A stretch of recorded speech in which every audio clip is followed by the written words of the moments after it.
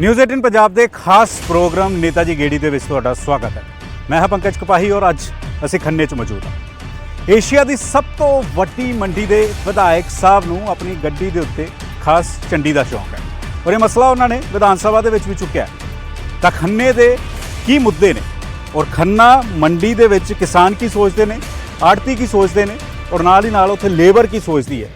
ये सारी गलबात जिहड़ी है विधायक साहब के नाल गेड़ी ते जाके करांगे। तो की विधायक साहब अपनी गड्डी छड्ड के साडे नाल इस गेड़ी ते नाल चलणगे और विधायक साहब 2022 नूं लैके इस वेले की सोच रहे हैं, सारी गलबात विधायक साहब नाल नेताजी गेड़ी दे विच करांगे।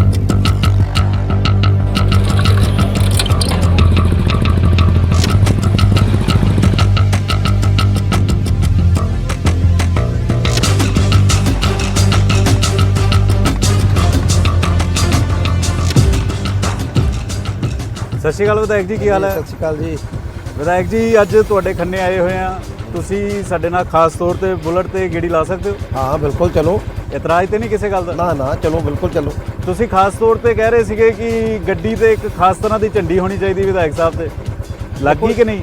झंडी जिहड़ी आ ये लोकां दी हुंदी है, दूसरियां झंडियां तां टैंपरेरी ने, लोकां दी झंडी बरकरार रहनी चाहिए। तो अज खन्ना दिखाओगे अपना कि किन्ने डिवेलपमेंट के काम किए, क्योंकि अगले साल चोणां आ रही है। खन्ना घुमावांगे, दिखावांगे कि डिवेलपमेंट चल रही है, 4 सालां च साडी सरकार ने की कीता, लोकां नूं किन्नियां सहूलतां दित्तियां ने, ये सारा तुहानूं दिखावांगे। बिना सिक्योरिटी तो नाल बैठोगे, लोग परेशान तो नहीं करेंगे?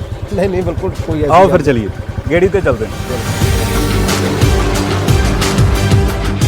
तो विधायक साहब नाल खन्ने दे विच गेड़ी मारांगे, देखांगे कि 4 सालां च इन्हां ने किन्ने क काम कीते और क्योंकि एशिया की सब तो वड्डी मंडी है तो खन्ने मंडी दे विच असीं मौजूद हाँ और इत्थों दे हालात भी देखांगे। और क्योंकि सब तो वड्डा मुद्दा जिहड़ा है वो किसानी दा है, तो अजिहे च किसान और आड़ती की सोच रहे ने, उन्हां नाल भी गलबात करांगे और नेताजी दे नाल खन्ने दी गेड़ी भी लाऊंगे।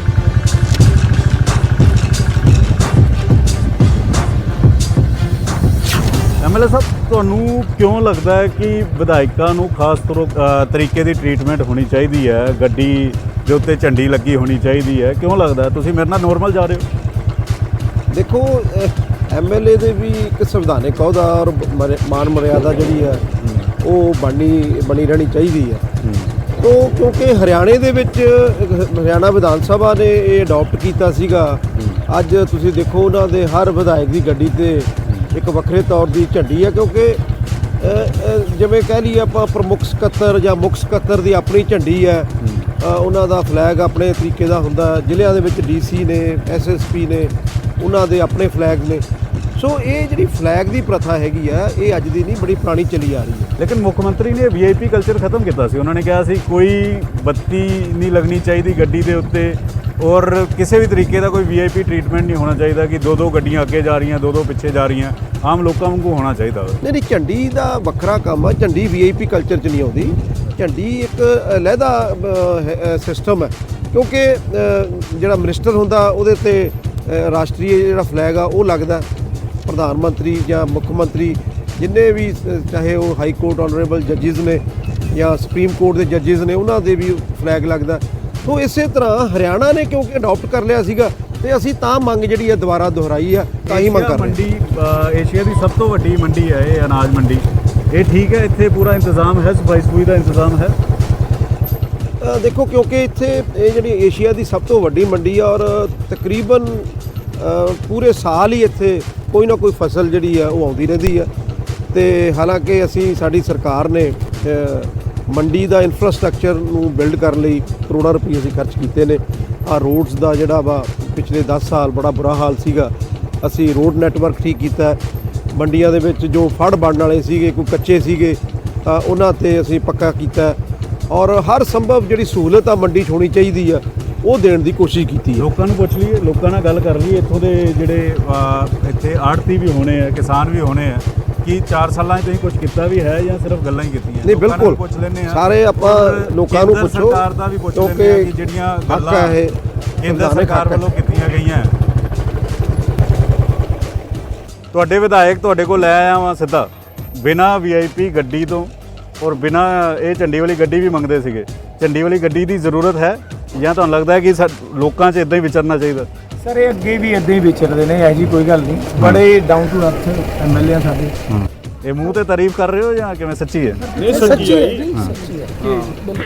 ਤਾਂ ਇਹ ਦੱਸੋ ਕਿ ਸਭ ਤੋਂ ਵੱਡੀ, ਏਸ਼ੀਆ ਦੀ ਸਭ ਤੋਂ ਵੱਡੀ ਅਨਾਜ ਮੰਡੀ 'ਚ ਮੈਂ ਇੱਥੇ ਖੜਾ ਵਾਂ, ਜਿਹੜੇ ਸਰਕਾਰ 3 ਕਾਨੂੰਨ ਲੈ ਕੇ ਆ ਰਹੀ ਹੈ, ਤੁਸੀਂ ਆੜਤੀਏ ਹੋ, ਤੁਸੀਂ ਕਿਸਾਨ ਹੋ, ਕੀ ਹੋ? ਮੁਨੀਮ ਹੋ। ਤੇ ਜਿਹੜੇ ਨਵੇਂ ਕਾਨੂੰਨ ਆ ਰਹੇ ਆ, ਮੁਨੀਮ ਕਿਵੇਂ ਦੇਖ ਰਹੇ ਹੋ?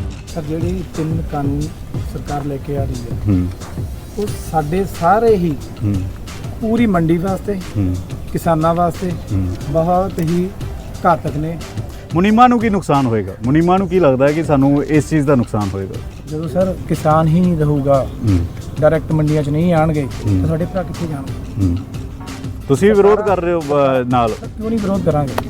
ਕਿਉਂ ਨਹੀਂ ਕਰਨਾ ਚਾਹੀਦਾ? ਤੁਸੀਂ ਦੱਸੋ, ਜੇ ਤੁਹਾਡੇ ਰੋਜੀ ਰੋਟੀ ਦੇ ਉੱਤੇ ਅੱਖ ਹੋਵੇ ਕਿਸੇ ਦੀ, ਸਰ ਇੰਨੀ ਨਾਰਮਲ ਕਿਸੇ ਵੀ ਲਾਈਨ 'ਚ ਸਰਕਾਰ ਦੀ ਇਨਵੋਲਵਮੈਂਟ ਹੈ? ਪੰਜਾਬ ਸਰਕਾਰ ਨਾਲ ਖੜੇ ਹੋਣ ਦਾ ਦਾਅਵਾ ਹੀ ਕਰਦੀ ਹੈ ਜਾਂ ਸੱਚੀ ਨਾਲ ਸਪੋਰਟ ਵੀ ਕਰ ਰਹੀ ਹੈ? ਸਰ ਸਪੋਰਟ ਉਹ ਆਪਣੀ ਕੋਸ਼ਿਸ਼ ਕਰ ਰਹੇ ਨੇ, ਪਰ ਲੇਕਿਨ ਇਸ ਤਰ੍ਹਾਂ ਇਹ ਗੱਲ ਕਹਿੰਦੇ ਨਾ, ਜਿੰਨੀ ਇਹਨਾਂ ਕੋਲ ਪਾਵਰ ਹੈਗੀ ਆ ਉਨੀ ਯੂਜ਼ ਕਰੋ। ਹਾਂ, ਪਹਿਲਾਂ ਵਿਧਾਇਕ ਸਾਹਿਬ ਯੂਜ਼ ਕਰ ਰਹੇ ਹੋ ਤੁਸੀਂ? ਪਹਿਲਾਂ ਆਪਣਾ ਘਰ ਬਚਾਉਣਾ ਚਾਹੀਦਾ। ਵਿਧਾਨ ਸਭਾ ਵਿੱਚ ਵੀ ਕਾਨੂੰਨ ਰੱਦ ਕੀਤੇ ਨੇ ਔਰ ਪੂਰੀ ਠੋਕ ਕੇ ਕਾਂਗਰਸ ਪਾਰਟੀ ਨੇ ਆਪਣੀ ਆਵਾਜ਼ ਜਿਹੜੀ ਇਹਨਾਂ ਕਾਲੇ ਕਾਨੂੰਨਾਂ ਦੇ ਖਿਲਾਫ ਬੁਲੰਦ ਕੀਤੀ ਹੈ ਔਰ ਅਸੀਂ ਆਪਣੇ ਆੜਤੀ ਭਰਾ ਕਿਸਾਨਾਂ ਨਾਲ, ਮਜ਼ਦੂਰਾਂ ਨਾਲ ਔਰ ਮੁਨੀਮ ਜਿਹੜੇ ਨੇ, ਕਿਉਂਕਿ ਦੇਖੋ ਇਹ ਬਹੁਤ ਵੱਡੀ ਇੰਡਸਟਰੀ, ਖਾਸ ਕਰਕੇ ਪੰਜਾਬ ਦੇ ਵਿੱਚ ਰੋਜ਼ੀ ਰੋਟੀ ਦਿੰਦੀ ਹੈ ਹਰ ਆਮ ਆਦਮੀ ਨੂੰ। ਤੋ ਇਸ ਕਰਕੇ ਅੱਜ ਇਹ ਕਾਲੇ ਕਾਨੂੰਨ ਜਿਹੜੇ ਨੇ ਉਹ ਰੋਜ਼ੀ ਰੋਟੀ ਖੋਹਣ ਦੇ ਬਰਾਬਰ ਨੇ। ਤੋ ਇਸ ਕਰਕੇ ਅੱਜ ਹਰ ਅੱਛਾ, ਵਿਧਾਇਕ ਸਾਹਿਬ ਤੁਹਾਡੇ ਕੋਲ ਲੈ ਆਇਆ ਵਾਂ, ਅਗਰ ਕੋਈ ਮੰਗ ਹੈ ਦੱਸੋ ਇਹਨਾਂ ਨੂੰ ਕਿ ਆਹ ਮੰਗ ਹੈ ਔਰ ਆਹ ਪੂਰੀ ਕਰੋ, ਠੋਕ ਕੇ ਦੱਸੋ ਤੁਸੀਂ। ਸਰ ਇੱਕ ਸਾਡੀ ਬੜੀ ਨਾ ਛੋਟੀ ਜਿਹੀ ਆਯੁਸ਼ਮਾਨ ਯੋਜਨਾ ਚੱਲਦੀ ਹੈ, ਹਰ ਇੱਕ ਵਰਗ ਨੂੰ ਕਵਰ ਕਰਨ ਦਾ ਸ਼ਾਇਦ ਮੈਨੂੰ ਲੱਗਦਾ ਸੈਂਟਰ ਗਵਰਨਮੈਂਟ ਦਾ ਜਾਂ ਆਪਣੀ ਸਰਕਾਰਾਂ ਦਾ ਉਪਰਾਲਾ ਹੋਊਗਾ। ਭਾਰਤੀ ਕਵਰ ਹੋਊਗਾ ਨਾ, ਆਪਾਂ ਲੋਕ ਤਾਂ ਹੋਈ ਨਹੀਂ ਕਵਰ। ਵਾਅਦਾ ਕਰਦੇ ਹੋ ਇਹਨਾਂ ਦੀਆਂ ਮੰਗਾਂ ਪੂਰੀਆਂ ਕੰਮ ਕਰੋ। ਕਰਨ ਤੋਂ ਲੋਕਾਂ ਨੂੰ। ਆਯੁਸ਼ਮਾਨ ਯੋਜਨਾ ਜਿਹੜੀ ਆ ਉਹਦੇ 'ਚ ਅਸੀਂ 5 ਲੱਖ ਦਾ ਬੀਮਾ ਜਿਹੜਾ ਹਰ ਪਰਿਵਾਰ ਦਾ ਕਰਦੇ ਆ। ਉਹਦੇ 'ਚ ਗਾਈਡਲਾਈਨਸ ਨੇ, ਅਗਰ ਗਾਈਡਲਾਈਨਸ ਦੇ ਵਿੱਚ ਕੋਈ ਨਹੀਂ ਆਉਂਦਾ ਤਾਂ ਮੈਂ ਜ਼ਰੂਰ ਟੇਕ ਅਪ ਕਰੂੰਗਾ ਗਵਰਨਮੈਂਟ ਲੈਵਲ ਤੇ ਵੀ ਔਰ ਇਸ ਦਾ ਹੱਲ ਕੱਢਣ ਦੀ ਕੋਸ਼ਿਸ਼ ਕਰਾਂਗੇ। ਤਾਂ ਵਿਧਾਇਕ ਸਾਹਿਬ ਨੂੰ ਲੈ ਕੇ ਆਏ ਹੋਏ ਆ, ਅੱਗੇ ਵੀ ਹੋਰ ਗੱਲ ਕਰਾਂਗੇ। ਸ਼ਿਕਾਇਤਾਂ ਤੁਸੀਂ ਸੁਣੀ ਜੋ ਔਰ ਵਾਅਦੇ ਕਰਦੇ ਰਹੋ ਕਿ ਪੂਰੇ ਕਰਨੇ ਆ ਜਾਂ ਨਹੀਂ ਕਰਨੇ, ਕਿਉਂਕਿ ਵੋਟਾਂ ਇਹਨਾਂ ਨੇ ਹੀ ਪਾਣੀਆਂ। ਬਹੁਤ ਇਹ ਭਰਾ ਸਾਡੇ ਮਾਣ ਹੈ, ਤੁਸੀਂ ਸਾਡੇ ਡਿਪੈਂਡ ਕਰੋ।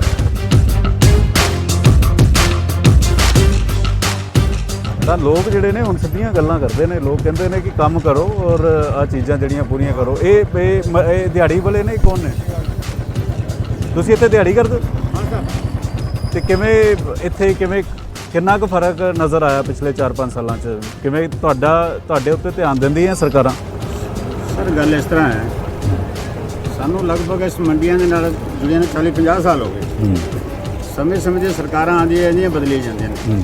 ਕਿਸੇ ਸਰਕਾਰ ਨੇ ਕੋਈ ਧਿਆਨ ਨਹੀਂ ਦਿੱਤਾ ਮਜ਼ਦੂਰਾਂ ਦੇ ਪ੍ਰਤੀ। ਤੁਹਾਡੀਆਂ ਘਰ 2 ਮੰਗਾਂ ਕਵਾਂ ਵਿਧਾਇਕ ਸਾਹਿਬ ਸਾਹਮਣੇ ਨੇ। ਠੀਕ ਹੈ ਸਰ। ਹਾਂ, ਸਾਡੀਆਂ ਜੀ, ਹਾਂ, ਸਾਡੀ ਜਿਹੜੀ ਪਹਿਲੀ ਮੰਗ ਇਹ ਹੈ, ਜਿਹੜੇ ਸਾਡੇ ਮਜ਼ਦੂਰ ਮੰਡੀਆਂ ਦੇ ਵਿੱਚ ਟੋਟਲ ਪੰਜਾਬ ਦੇ ਵਿੱਚ ਕੰਮ ਕਰ ਰਹੇ ਨੇ, ਇਹ ਲਗਭਗ 7 ਤੋਂ 8 ਲੱਖ ਮਜ਼ਦੂਰ ਹੈ ਪੰਜਾਬ ਮੰਡੀਆਂ 'ਚੋਂ ਕੰਮ ਕਰ ਰਿਹਾ, ਜੋ ਕਿ ਕਿਸੇ ਵੀ ਮਜ਼ਦੂਰ ਦਾ ਸਰਕਾਰ ਪ੍ਰਤੀ ਕੋਈ ਬੀਮਾ ਨਹੀਂ ਹੈ।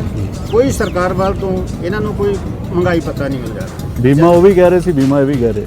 ਜਦ ਹੋ ਸਕਦਾ ਸਰਕਾਰ 'ਚ ਹੋ ਸਕਦਾ? ਨਹੀਂ, ਬਿਲਕੁਲ ਹੋ ਸਕਦਾ। ਤੁਸੀਂ ਆਪਣੇ ਲੇਬਰ ਕਾਰਡ ਬਣਾਓ ਨਾ। ਲੇਬਰ ਕਾਰਡ ਬਣਾਇਆ ਤੁਸੀਂ? ਸਰ ਸਾਡੇ ਅਸੀਂ ਮਾਰਕੀਟ ਕਮੇਟੀ ਦੀ ਲਾਇਸੈਂਸੀ ਵੀ ਹਾਂ ਸਰ ਬਣੀ ਹੈ। ਅੱਛਾ, ਕਿੰਨੇ ਮਜ਼ਦੂਰ? ਜਿਹੜੇ ਮਾਰਕੀਟ ਕਮੇਟੀ ਦੀ ਲਾਇਸੈਂਸੀ ਹੈ, ਹਾਂ, ਆ ਦੇਖੋ ਸਰ, ਅਸੀਂ ਸਰਕਾਰ ਨੂੰ ਹਰ ਸਾਲ ਵਾਧੇ ਤੋਂ ਫੀਸ ਵੀ ਭਰਾਉਂਦੇ, ਨਵਾਂ ਨਿਊ ਵੀ ਕਰਵਾਉਂਦੇ ਆ। ਇਹਦੇ ਸਾਡਾ ਫੰਡ ਵੀ ਸਰਕਾਰ ਦੇ ਕੋਲ ਜਮ੍ਹਾਂ ਹੋ ਰਿਹਾ, ਲੇਕਿਨ ਸਰਕਾਰ ਜਿਹੜੇ ਅਸੀਂ ਲਾਇਸੈਂਸੀ ਤੋਲੇ ਆ, ਸਾਡੇ ਵਾਸਤੇ ਵੀ ਕੁਝ ਨਹੀਂ ਹੈਗਾ ਸਰਕਾਰ। ਹੋ ਸਕਦਾ ਸਰਕਾਰ ਦੀ ਜੇਬ 'ਚ ਹੈ ਇੰਨਾ ਪੈਸਾ? ਕਿਉਂ ਨਹੀਂ ਹੋ ਸਕਦਾ? ਕਿੰਨੀ ਦਿਹਾੜੀ ਕਿੰਨੀ ਹੁੰਦੀ ਇੱਥੇ? ਸਰ ਮੰਡੀਆਂ ਅੱਜ ਕੱਲ ਤਾਂ ਬਿਲਕੁਲ ਵਿਹਲੇ ਬੈਠੇ ਅਸੀਂ। ਤੁਹਾਨੂੰ ਪੈਸੇ ਕੌਣ ਦੇ ਰਿਹਾ ਹੈ ਔਰ ਕੋਈ ਸਮੱਸਿਆ ਤਾਂ ਨਹੀਂ ਆ ਰਹੀ ਕਿ ਸਾਨੂੰ ਦਿਹਾੜੀ ਨਹੀਂ ਮਿਲਦੀ ਜਾਂ ਕੁਝ? ਸਾਡੇ ਪੈਸੇ ਕੁਝ ਆੜਤੀ ਜ਼ਿਮੀਦਾਰ ਤੋਂ ਕੱਟਿਆ ਜਾਂਦਾ ਹੈ, ਕੁਝ ਖਰੀਦਦਾਰ ਤੋਂ, ਲੇਕਿਨ ਉਹ ਮਿਲਦੇ ਨੇ ਸਾਨੂੰ ਆੜਤੀ ਥਰੂ। ਤੁਸੀਂ ਹੁਣ ਚਾਹੁੰਦੇ ਕੀ ਹੋ? ਅਸੀਂ ਇਹ ਚਾਹੁੰਦੇ ਸਾਡੀ ਜੋ ਪੇਮੈਂਟ ਹੈ ਉਹ ਆੜਤੀ ਥਰੂ ਹੀ ਸਾਨੂੰ ਮਿਲਣੀ ਚਾਹੀਦੀ ਹੈ। ਤੁਸੀਂ ਕਹਿ ਰਹੇ ਹੋ ਕਿ ਆੜਤੀ ਤੁਹਾਨੂੰ ਪੈਸੇ ਦੇਣ, ਆੜਤੀ ਬਣੇ ਰਹਿਣ। ਇੱਕ ਆੜਤੀ ਦੁਕਾਨ ਤੇ 200 ਕਿਸਾਨ ਆ ਰਿਹਾ, ਅਸੀਂ 200 ਕਿਸਾਨ ਕੋਲ ਕਿੱਥੇ ਕੱਲੇ ਕੋਲ ਫਿਰਾਂਗੇ? ਅਸੀਂ ਆੜਤੀ ਦੇ ਕੋਲੇ ਰਹਿ ਰਹੇ 24 ਘੰਟੇ। ਆੜਤੀ ਪੈਸੇ ਦੇ ਦਿੰਦਾ ਟਾਈਮ ਸਰ? ਹਾਂ ਬਿਲਕੁਲ। ਆੜਤੀ ਔਰ ਕਿਸਾਨ ਔਰ ਮਜ਼ਦੂਰ, ਇਹਨਾਂ ਦਾ 9 ਮਾਸ ਦਾ ਨਾਤਾ। ਵਿਧਾਇਕ ਸਾਹਿਬ ਇੱਥੇ ਆੜਤੀ ਹੈ ਨੇ? ਇੱਥੇ ਇਸ ਵੇਲੇ ਹੋਣਗੇ ਕਿਤੇ ਆੜਤੀ? ਉਹਨਾਂ ਨਾਲ ਵੀ ਗੱਲ ਕਰਕੇ ਪੁੱਛ ਲਓ। ਹਾਂਜੀ, ਆਪਾਂ ਅੱਗੇ ਚੱਲਦੇ ਆ।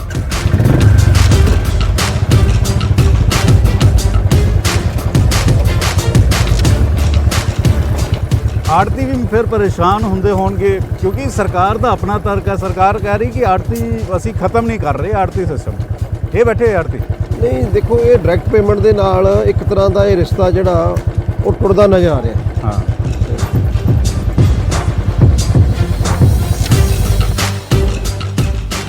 ਤੁਸੀਂ ਸਾਰੇ ਆੜਤੀ ਐਸੋਸੀਏਸ਼ਨ ਨਾਲ ਜੁੜੇ ਹੋ? ਵੀ ਹੈ, ਕਿਸਾਨ ਵੀ ਹੈ। ਅੱਛਾ, ਵਿਧਾਇਕ ਸਾਹਿਬ ਤੁਹਾਡੇ ਕੋਲ ਲੈ ਕੇ ਆਏ ਆ, ਔਰ ਕਿਉਂਕਿ ਸਭ ਤੋਂ ਵੱਡੀ ਅਨਾਜ ਮੰਡੀ ਹੈ, ਤੇ ਇਹ ਦੱਸੋ ਕਿ ਜਿਹੜਾ ਕੇਂਦਰ ਸਰਕਾਰ ਨਵੇਂ ਕਾਨੂੰਨ ਲੈ ਕੇ ਆਈ ਹੈ ਔਰ ਐਫਸੀਆਈ ਦੇ ਜ਼ਰੀਏ ਕਿਹਾ ਜਾ ਰਿਹਾ ਕਿ ਸਿੱਧੇ ਖਾਤਿਆਂ 'ਚ ਪੈਸੇ ਆਣਗੇ, ਇੱਥੇ ਮੇਰੇ ਕੋਲ ਦਿਹਾੜੀਦਾਰ ਸੀਗੇ, ਉਹ ਕਹਿੰਦੇ ਕਿ ਨਹੀਂ ਆੜਤੀ ਪੈਸੇ ਦੇਣ।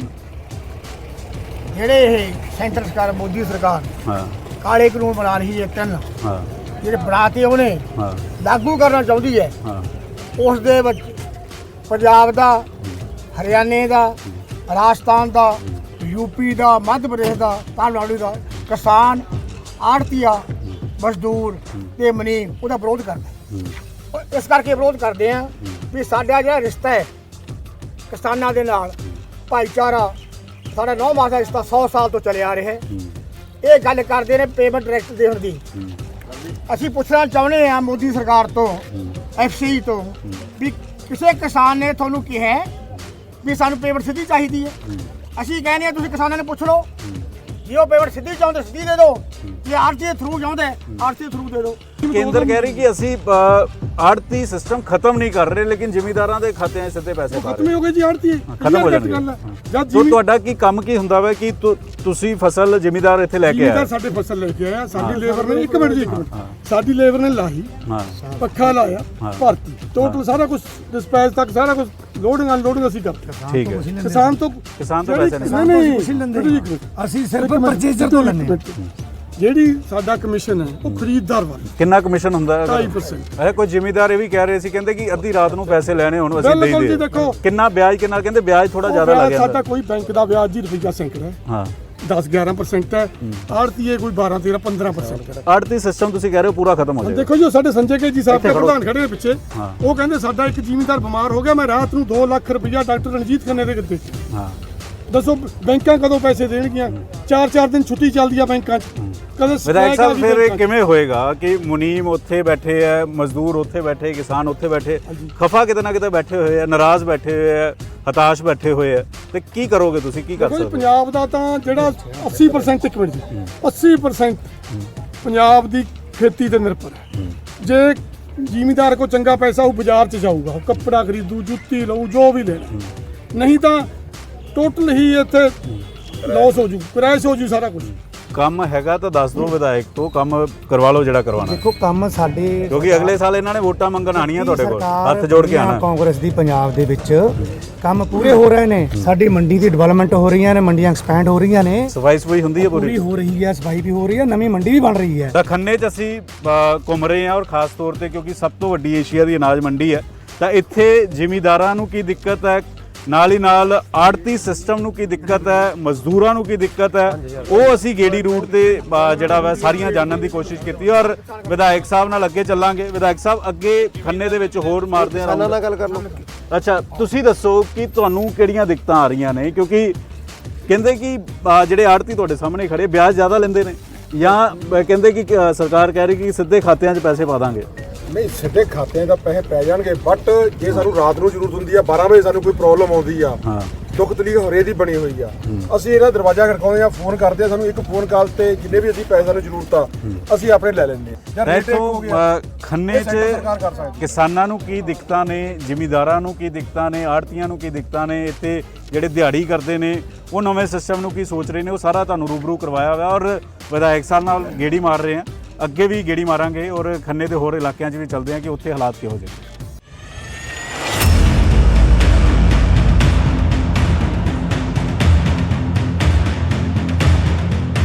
ਸਾਹਿਬ ਇੱਥੇ ਖੰਨੇ ਅਸੀਂ ਦੇਖਿਆ ਕਿ ਕਿਸਾਨ ਵੀ ਪਰੇਸ਼ਾਨ ਹੈ, ਲੇਬਰ ਵੀ ਪਰੇਸ਼ਾਨ ਹੈ, ਆੜਤੀ ਵੀ ਪਰੇਸ਼ਾਨ ਹੈ, ਹੋਰ ਥਾਵਾਂ ਤੇ ਵੀ ਦੇਖਦੇ ਆ। ਗੇੜੀ ਮਾਰਨ ਨੂੰ ਤੁਸੀਂ ਤਿਆਰ ਹੋ? ਹੋਰ ਹਲਕੇ ਤੇ ਚੱਲੀਏ? ਬਿਲਕੁਲ, ਆਓ ਤੁਹਾਨੂੰ ਲੈ ਕੇ ਚੱਲਦੇ ਆ ਪਿੰਡਾਂ ਦੇ ਵਿੱਚ, ਉੱਥੇ ਦੇਖੋ ਜਾ ਕੇ ਕਿੰਨੀ ਡਿਵੈਲਪਮੈਂਟ ਹੋ ਰਹੀ ਹੈ।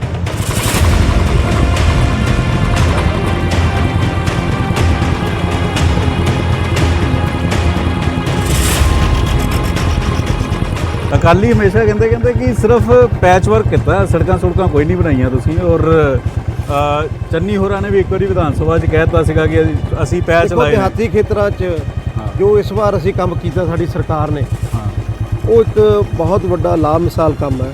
ਆਹ ਸੜਕ ਜਿਹਦੇ ਤੇ ਆਪਾਂ ਜਾ ਰਹੇ ਹਾਂ, ਇਹ ਪਿਛਲੇ ਕਾਲੀ ਭਾਜਪਾ ਸਰਕਾਰ ਦੇ ਸਮੇਂ 10 ਸਾਲ 'ਚ ਇਹ ਬਿਲਕੁਲ ਟੁੱਟੀ ਭੱਜੀ ਪਈ ਸੀਗੀ, ਔਰ ਅਸੀਂ ਇਹਦਾ ਦੁਬਾਰਾ ਜਿਹੜਾ ਵਾ ਉਹ ਬਰਾਮਦ ਕੀਤੀ ਆ। ਆਹ ਸ਼ੀਸ਼ੇ ਦੇਖੋ ਸਾਡੇ ਹਰ ਮੋੜ ਦੇ ਉੱਤੇ ਲਾਏ ਨੇ, ਹਰ ਸਹੂਲਤ ਦੇ ਇੱਕ ਨਾਲ ਜਦੋਂ ਉਹ ਵੀ ਪ੍ਰਬੰਧ ਕੀਤਾ। ਸਰਕਾਰ ਇਹ ਕਹਿੰਦੀ ਕਿ ਅਸੀਂ ਘਰ ਘਰ ਨੌਕਰੀ ਦੇਤੀ, ਤਾਂ ਅਕਾਲੀ ਦਲ ਤੁਹਾਡੇ ਤੇ ਹਮੇਸ਼ਾ ਇਲਜ਼ਾਮ ਲਾਉਂਦਾ ਹੈ ਕਿ ਬੇਅੰਤ ਸਿੰਘ ਦੇ ਪਰਿਵਾਰ ਨੂੰ ਹੀ ਨੌਕਰੀ ਦਿੱਤੀ, ਡੀਐਸਪੀ ਲਾ ਦਿੱਤਾ, ਐਮਐਲਏ ਲਾਤਾ, ਐਮਪੀ ਲਾਤਾ, ਸਾਰਾ ਬੇਅੰਤ ਸਿੰਘ ਦੇ ਪਰਿਵਾਰ ਜਿਹੜੇ ਸਾਬਕਾ ਮੁੱਖ ਮੰਤਰੀ ਸੀ ਤੁਹਾਡੇ ਦਾਦਾ ਜੀ ਸੀਗੇ, ਉਹਨਾਂ ਦੇ ਪਰਿਵਾਰ ਨੂੰ ਹੀ ਸਾਰਾ ਕੁਝ ਦੇ ਦਿੱਤਾ ਹੈ। ਇਹ ਅਕਾਲੀ ਦਲ ਹਮੇਸ਼ਾ ਇਲਜ਼ਾਮ ਲਾਉਂਦਾ ਹੈ। ਦੇਖੋ ਇਹ ਲੋਕ ਸੇਵਾ ਜਿਹੜੀ ਹੈ ਸਾਨੂੰ ਲੋਕਾਂ ਨੇ ਦਿੱਤੀ ਆ। ਅਸੀਂ ਚੋਣਾਂ ਲੜਦੇ ਹਾਂ ਔਰ ਲੋਕ ਸਾਡਾ ਸਾਥ ਦਿੰਦੇ ਨੇ, ਬੜਾ ਮਾਣ ਸਤਿਕਾਰ ਮਿਲਦਾ ਲੋਕਾਂ ਵੱਲੋਂ। ਇਹ ਲੋਕ ਫਤਵਾ, ਐਮਐਲਏ ਬਣਨਾ, ਐਮਪੀ ਬਣਨਾ, ਇਹ ਲੋਕ ਕਚਹਿਰੀ ਹੈ, ਲੋਕ ਰਾਜ ਦੇ ਅੰਦਰ ਲੋਕ ਸਰਟੀਫਿਕੇਟ ਦਿੰਦੇ ਨੇ, ਤੇ ਇਹ ਕਹਿਣਾ ਬਿਲਕੁਲ ਗਲਤ ਹੈ।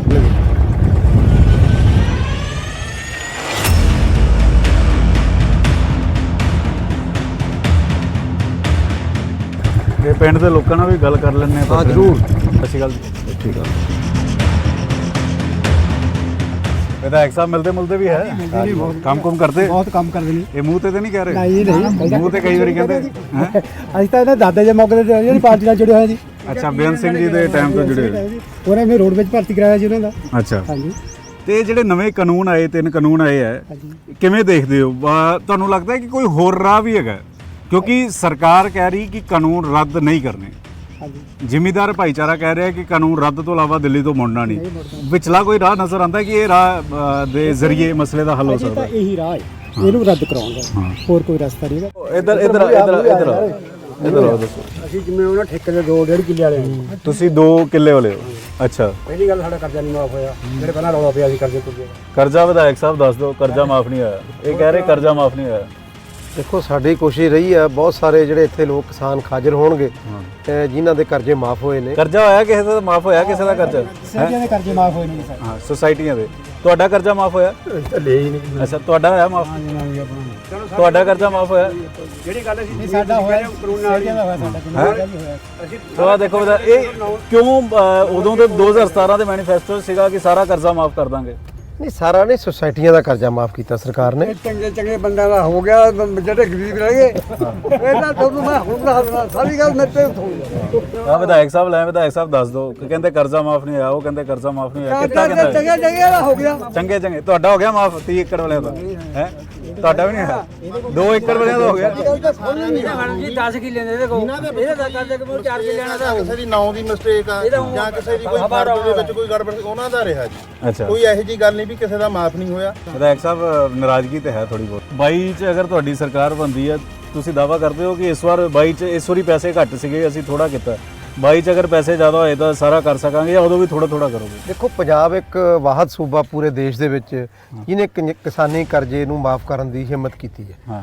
ਔਰ ਜਦੋਂ ਸਾਡੀ ਹੁਣ ਦੁਬਾਰਾ ਸਰਕਾਰ ਆਊਗੀ, ਲੋਕਾਂ ਨੇ ਚੁਣਨੀ ਹੁੰਦੀ ਹੈ ਸਰਕਾਰ, ਅਗਰ ਲੋਕ ਸਾਨੂੰ ਦੁਬਾਰਾ ਫਤਵਾ ਦੇਣਗੇ ਤਾਂ ਸਾਡੀ ਫੇਰ ਕੋਸ਼ਿਸ਼ ਹੋਊਗੀ ਕਿ ਵੱਧ ਤੋਂ ਵੱਧ ਅਸੀਂ ਕਿਸਾਨਾਂ ਦੀ ਬਾਹ ਫੜੀਏ। ਤਾਂ ਅਸੀਂ ਪਿੰਡਾਂ 'ਚ ਰੈਂਡਮਲੀ ਪਹੁੰਚੇ ਹਾਂ ਔਰ ਇੱਥੇ ਕੁਝ ਲੋਕ ਸੀਗੇ, ਉਹਨਾਂ ਨਾਲ ਗੱਲਬਾਤ ਵੀ ਕੀਤੀ ਵਿਧਾਇਕਾਂ ਨੂੰ ਲੈ ਕੇ। ਜਿਸ ਤਰੀਕੇ ਨਾਲ ਸਰਕਾਰ ਦਾਅਵਾ ਕਰਦੀ ਸੀ ਕਿ ਪੂਰਾ ਕਰਜ਼ ਮਾਫ ਕਰਾਂਗੇ, ਪੂਰਾ ਕਰਜ਼ ਤਾਂ ਨਹੀਂ ਮਾਫ ਹੋਇਆ। ਪਿੰਡ ਕਹਿੰਦੇ ਹੈ ਕਿ ਕੁਝ ਪੈਸੇ ਪਹੁੰਚੇ ਨੇ, ਕੋਈ ਜ਼ਿਮੀਂਦਾਰ ਖੁਸ਼ ਨੇ, ਕੋਈ ਜ਼ਿਮੀਂਦਾਰ ਨਾਰਾਜ਼ ਨੇ। ਅੱਗੇ ਵੀ ਚੱਲਾਂਗੇ, ਅੱਗੇ ਵੀ ਜਾਣਾਂਗੇ ਕਿ ਅੱਗੇ ਕਿਸ ਤਰੀਕੇ ਦੇ ਹਾਲਾਤ ਜਿਹੜੇ ਨੇ ਬਾਕੀ ਥਾਵਾਂ ਤੇ ਖੰਨੇ 'ਚ ਨੇ। ਪੰਚਾਇਤ ਘਰ ਦਿਖਾਉਂਦੇ ਆ ਜਿਹੜਾ ਸਾਡਾ ਪੰਚਾਇਤ ਘਰ ਬਣ ਰਿਹਾ, ਜਿਹਦੇ 'ਚ ਪੂਰੇ ਸਰਪੰਚ ਦਾ ਦਫ਼ਤਰ ਹੋਏਗਾ ਔਰ ਵੱਡਾ ਹਾਲ ਹੈ, ਮੀਟਿੰਗ ਹਾਲ। ਇੱਥੇ ਆਮ ਲੋਕ ਜਿਹੜੇ ਨੇ ਆਪਣਾ ਕੋਈ ਛੋਟਾ ਮੋਟਾ ਫੰਕਸ਼ਨ ਵੀ ਕਰ ਸਕਦੇ ਨੇ। ਔਰ ਆਹ ਜਿਹੜਾ ਪਾਰਕ ਆ, ਆਮ ਲੋਕਾਂ ਦੇ ਬੈਠਣ ਨੂੰ, ਇੱਥੇ ਹਰ ਵਰਗ ਦੇ ਲੋਕ ਇੱਥੇ ਬੈਠ ਕੇ ਗੱਪਸ਼ਪ ਮਾਰ ਸਕਣਗੇ, ਉਹਨਾਂ ਲਈ ਤਿਆਰ ਕੀਤਾ। ਤਾਂ ਲਗਾਤਾਰ ਵਿਧਾਇਕ ਸਾਹਿਬ ਨਾਲ ਗੇੜੀ ਮਾਰ ਰਹੇ ਹਾਂ। ਔਰ ਵਿਧਾਇਕ ਸਾਹਿਬ ਇਹ ਦੱਸੋ ਕਿ ਅੱਜ ਹੀ ਮੇਰੇ ਨਾਲ ਬੁਲਟ ਤੇ ਬੈਠੇ ਹੋ ਜਾਂ ਵਿਧਾਇਕ ਬਣਨ ਤੋਂ ਬਾਅਦ ਕਦੀ ਬੁਲਟ ਤੇ ਬੈਠੇ ਸੀ? ਕਿਉਂਕਿ ਤੁਹਾਨੂੰ ਤਾਂ ਗੱਡੀ ਦਾ ਸ਼ੌਂਕ ਹੈ। ਨਹੀਂ, ਮੋਟਰਸਾਈਕਲ ਦਾ ਬੜਾ ਸ਼ੌਂਕ ਰਿਹਾ। ਜਦੋਂ ਕਾਲਜ ਦੇ ਵਿੱਚ ਪੜ੍ਹਦੇ ਸੀ ਉਦੋਂ ਮੈਂ ਵੀ ਬੁਲਟ ਹੀ ਚਲਾਉਂਦਾ ਸੀਗਾ। ਤੇ ਹੁਣ ਕਾਫੀ ਸਮੇਂ ਤੋਂ ਬਾਅਦ ਬੈਠਣ ਦਾ ਮੌਕਾ ਲੱਗਿਆ। ਮੈਂ ਨਿਊਜ਼ 18 ਦਾ ਬੜਾ ਧੰਨਵਾਦੀ ਹਾਂ ਕਿ ਤੁਸੀਂ ਅੱਜ ਮੋਟਰਸਾਈਕਲ ਤੇ ਹਲਕੇ ਦੀ ਗੇੜੀ ਲਵਾਈ ਹੈ, ਤੇ ਬਚਪਨ ਵੀ ਯਾਦ ਆਇਆ ਔਰ ਇਹਦੇ ਨਾਲ ਅੱਛਾ ਵੀ ਲੱਗਿਆ।